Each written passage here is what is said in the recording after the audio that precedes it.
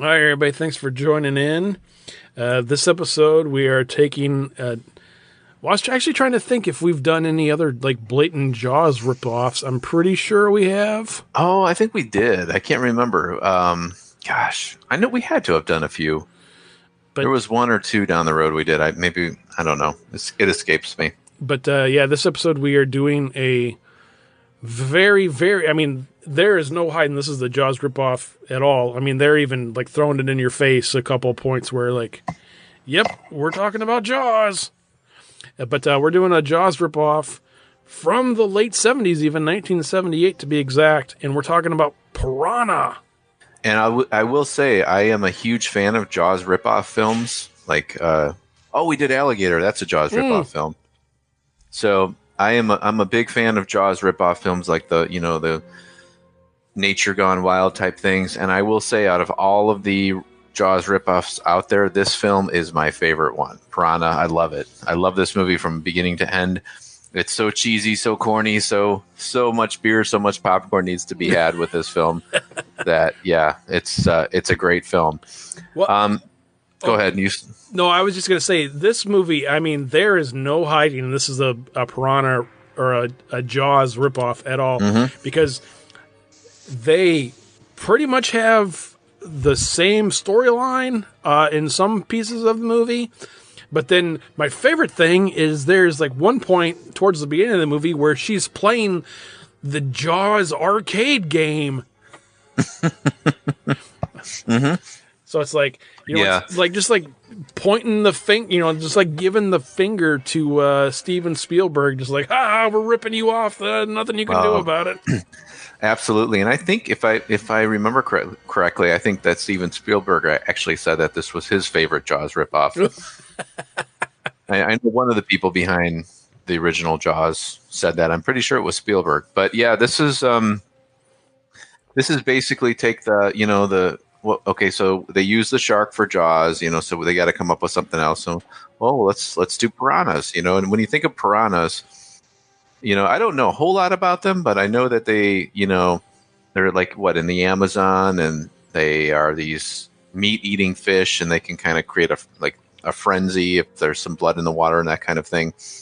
But, to really juice things up in this movie, basically the piranhas are like a military experiment where they've created like a new type of weaponry or like some type of warfare by genetically enhancing these piranha to be these killers. And you look at the way they designed them, and obviously there's no piranha that really looks like that. They're like very ferocious looking creatures in this.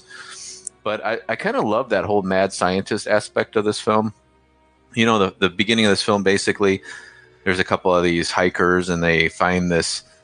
I thought that I want to ask you about this, what you thought about that intro. Like, this guy and this girl, they go, they're hiking in the woods and they come across this, basically like this body of water, which is behind this barbed wire fence.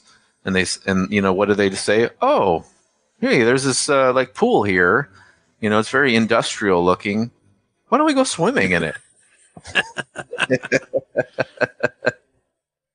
Yeah, what's funny about that is I don't even know what this place is, but about in a little town just outside of the town that I live in, there is some sort of company that has behind them, you can see it from the highway, they have like these 4 pools of water that I am assuming they use for some sort of cooling for something in the plant that's there.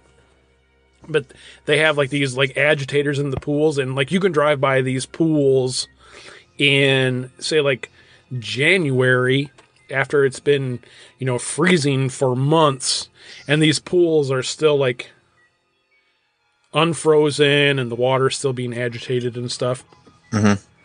So when I saw that scene in this movie, that was the first thing I thought of, was like those pools.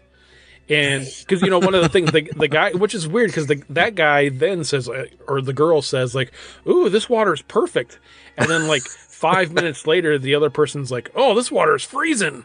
But what the thing I thought of was like where that place is at, like you have these 4 bodies of water that are like behind this fence. I'm like, so you had to jump a fence. Why the hell would you get into that water?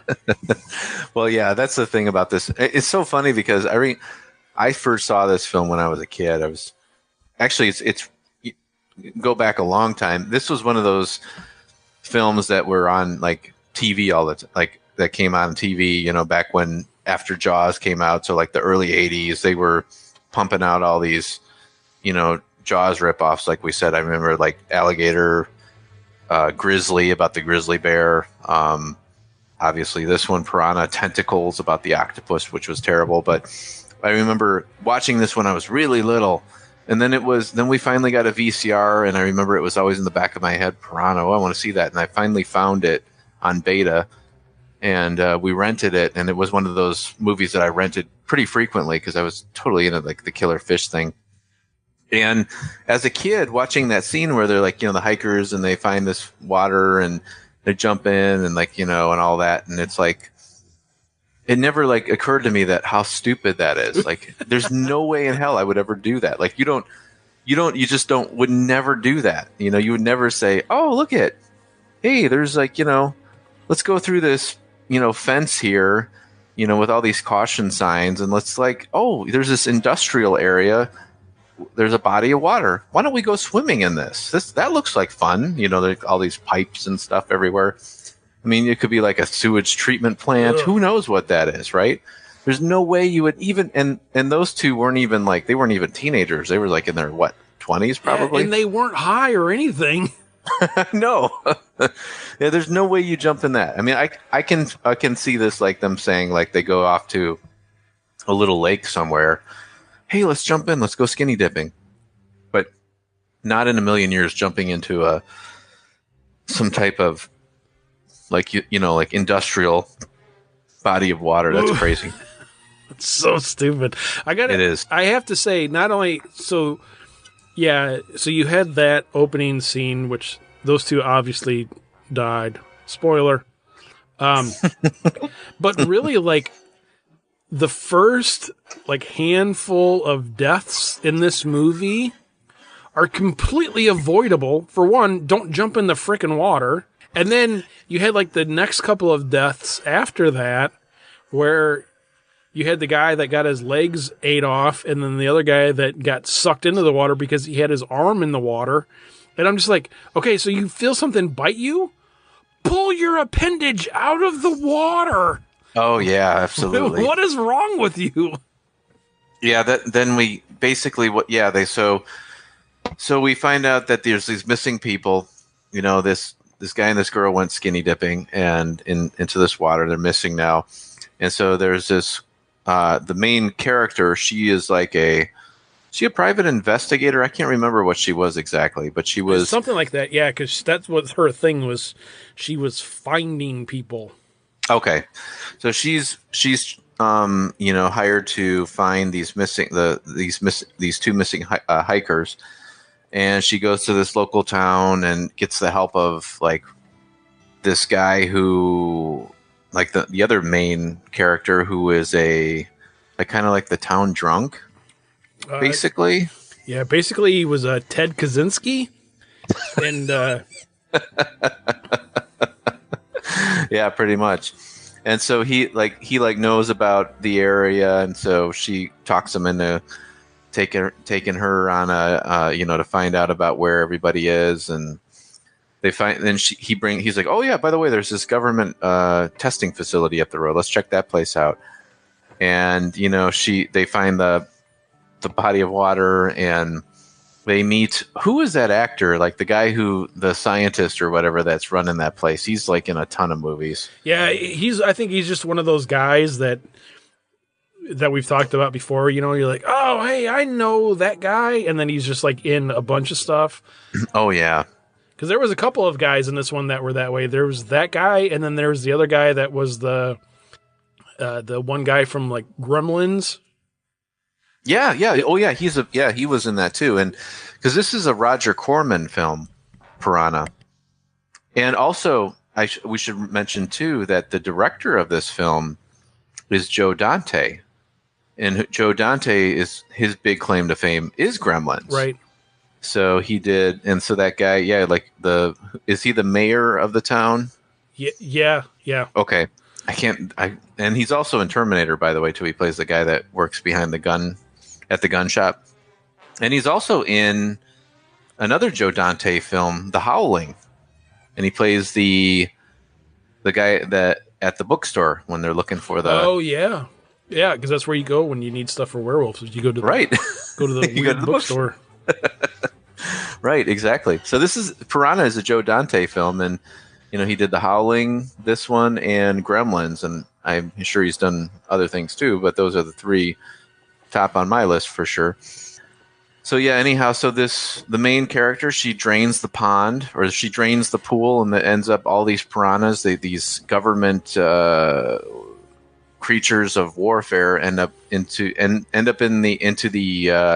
this little lake that this town has their festivities on and their camps and all that stuff, and the beach. Yeah, like you said, like some of the death scenes in this, and this is a pretty gory film to me. I mean, and I remember that as a kid, like always thinking it was pretty gory. I mean, like you mentioned the one with the guy who has his legs in the water, and we see the aftermath of that, and he dragged himself up to trying to get to his house from the dock, and basically from the knee down, it's all like skeletal remains. And then there's some other pretty gory scenes too. Some of the kills, like the fish kills were like with the beach scene when everybody's getting eaten up there. Anytime there is an attack in the water, it's like excessively bloody. It is, yeah. It's like there's not even that much blood in a human body. Come on. And it kind of goes back to, if you remember way back when you and I first got reacquainted, we watched the remake of Piranha, and they really go like for the gore with that one. Yep. But yeah, this one was like they really like do a big time, a lot of gore with the beach kill scenes, and I think probably the scene that like sticks out the most to me is probably as a kid and all the way up even to now that was like, oh wow, that was pretty intense. And looking at Piranha, Piranha's like just a B movie. It's just like we said, a ripoff of Jaws. But the one scene I thought was really effective was when the piranhas kill that one teenage lifeguard or camp counselor, and they like drag her away underneath the water. Do you remember? I mean, because when we were kids and stuff like this came out, we lived right next to a fairly large body of water. Mm-hmm. Did this movie ever scare you of going into the water? No, I was never really. I know, because I always had that.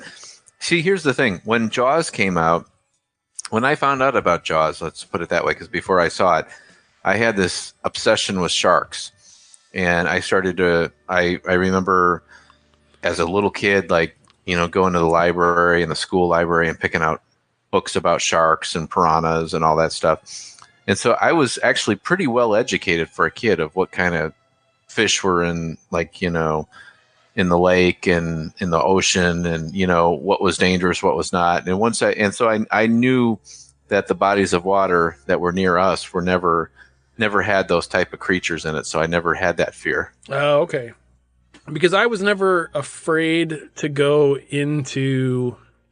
I wasn't really ever afraid to ever go into any water, but I remember when we moved away. So whenever that was, 7th grade, and then we would go to this other lake, like when I was like in 7th and 8th grade, and I remember like that lake that we went to was one of those lakes where you could like see from the shore where the public beach was on, like you could see the other shores. It wasn't that big. Mm-hmm. You probably couldn't swim. I mean, well, you probably could, but like. Your average person probably couldn't swim from one shore to the other shore, but you could still see them. Mm-hmm. But that water was like that weird, like really green water that you see a lot of times in some of these like movies. Like the one movie that I always remember that reminds me a lot of like that water is like, not that it's a good movie at all, but Anaconda. where you had that like Amazonian type river thing, and it's just like like that real like vibrant green the water was, but the lake was always like that green, and I knew there was never anything in there that was going to, and I mean, I didn't ever like not go in the water, but I always remember thinking like, man, what if there is something in here? Ugh. Yeah. Just kind of like, I mean, again, because I mean, me and you probably were watching stuff that we probably shouldn't have been at an early age, and so you get some of that stuff in your head, and it's the same thing as being 43 years old, and if you're coming up out of the basement and you turn the lights off just that 1 second too soon, and you're like, oh shit, I hope something doesn't get me. Oh gosh, that was like, yeah, that was a childhood thing for sure. I remember always running up the basement stairs like, oh crap, when I have to go down there to grab an onion or something for my mom. Yeah. Do you remember watching this with me, Piranha? Oh, probably. I'm sure we did. I mean, I don't remember, but I mean, we watched so many stupid shit at your house. Because this was one of my favorite go-to films. This one and Alligator were my two favorite Jaws ripoffs, and like I was such a massive Jaws fan that I dug deep into all the crap that all the ripoffs and all that stuff. And for whatever reason, Piranha was one that wasn't on TV very often anymore at that time, so I never recorded it. So I always had to go to the video store in the town over because they had it on beta, and back then we had beta, and that was all we had. So I remember renting it every so often. So it's probably one I probably forced you or somebody to watch. I know, like I would get these kicks where like, oh crap, this is a great movie. So next time I have a friend over, they're gonna have to watch it. Yeah, I'm sure we did. I would almost guarantee you we did. I mean, how much? I don't even remember. I mean, did we like come over to your house like pretty much every day after school? It's because you were the closest to school. I was really close to school. I was like, what, 2-3 blocks away, where you guys were like way off. So probably, I mean, because we would walk to my house probably first, hang out for a while, and then like, because this was back in the days when this is kind of shows our age, but once the street lights were out, everybody had to be home, and that's kind of how it was for us back then, right? Yeah, it was like hang out till the lights are out. On, yeah, right. Yeah.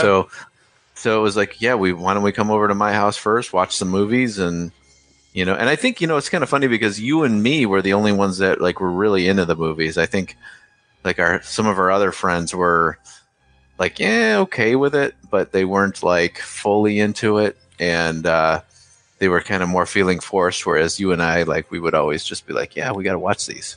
Yeah, I mean, a couple of our friends, they were more into the music stuff. So yeah, if I remember right, a lot of times like it was like, hey, let's go over to Mark's house, and then we'll watch whatever. We'll watch that new Guns N' Roses thing, or we're gonna watch that new Metallica video. And then like, yeah, cool. And then like we'd watch that whatever 6-minute video, and then they're like, all right, cool, let's watch whatever Nightmare on Elm Street, and then they're like, fuck this, I'm going home. Yeah, that happened a few times, I think. But yeah, you and I really, ever since we were hanging out as kids, we connected really quickly with the horror movie stuff. Both mentally deranged. That's the reason. Well, what can you say? The other thing that I find funny with this movie is that it really goes to what is going on now. And this, I mean, it was kind of sort of the same in Jaws too, but with what we're going through right now with this whole pandemic, is the one thing that really hit home with me was how all of these people were like, oh no, it's fine, there's nothing wrong with the water, we're all fine, we're going in, whatever you're saying is a bunch of crap. And then it actually finally takes like them actually seeing like, oh shit, people are getting eaten out there, maybe there is something in the water. Yeah, good pandemic movie, huh? Oh man, it was just funny. It was like, oh, so evidently that was the same in 78 as it is in 2020. What'd you think of the end of the film and how they kind of did the main character ties himself up and goes underneath the water and releases that gas or whatever it is, and Well, my favorite part of that was like he knew exactly how many seconds he could hold his breath for, and then but then they weren't even counting like seconds or whatever or however he said it. He's like, count to 100. That's all I can hold my breath for, and then gun it. yeah, I kept thinking about that scene, like where he's like goes under the water and finds that, like the what was it, the control center or whatever that's down there, and he's like looking in there and he's like, oh, I got to break the glass now. It's like, like the idea of like doing all that while you're holding your breath and then being able to accomplish your goal and like release the gas and here they come, the piranhas are chewing me apart now, and I don't know, it was just kind of. And what was he doing when the piranhas were attacking him? He was just like hanging out, and he's like, oh, well, I have 12 more seconds left until she pulls me away, so I guess I'm just going to sit here. Yeah, right. Yeah, that was kind of funny. And then, so, like, I guess, like, the ending, they basically allude to the fact that they somehow got into the ocean, right? So, well, spoiler alert. Well, I mean, yeah, you can't. Well, I mean, otherwise, how would you have any sequels? Yeah, that's funny that you say that, because Piranha 2, they are in the ocean because they're like in a tropical area, which is kind of weird. Yeah. But I don't even know if that like connects with this, because I don't remember. Well, when was the last time I saw Piranha 2? Was with you, I think. With me, yeah. We watched it outside in your backyard. And I think we were both so drunk, I have no idea. We were toasted, man. Yeah, we were not in any place to explain how we felt about that film. That's so funny. Oh, man. But, yeah, so I'm going to go ahead and I'll give... well, actually, before I even do that, the other thing I want to say about this is I couldn't get over it this whole movie, and maybe you don't think this way or not, but that lead guy, whatever his name was, that was kind of the running joke throughout the whole movie, was like, oh, you're so-and-so? Oh, you're just a drunk. But the guy that played him... Yeah. Did that not look like that was Merle Haggard? That's funny. Yeah, it could have been, I guess. That was so... yeah, that's too funny. I actually had to look it up and make sure it wasn't Merle Haggard, or that he wasn't like related to him or something, because I was like, is that Merle Haggard? Oh, too funny. Yeah, I could see that. I could totally see that. But yeah, I will go ahead and say that this is definitely a giant beer and popcorn movie. Oh. It's nothing but dumb fun, and the only disappointment I would say with this movie is you get to see some boobies, pretty much right out the gate, and then you don't get to see boobies throughout the rest of the movie. Oh, and speaking of boobies, one thing I should say, I forgot to talk about this, but that the second set that we see from the main character, where like basically there's that scene where she has to distract the army guy so that they can escape. Yep. And she flashes them. That's not her boobies.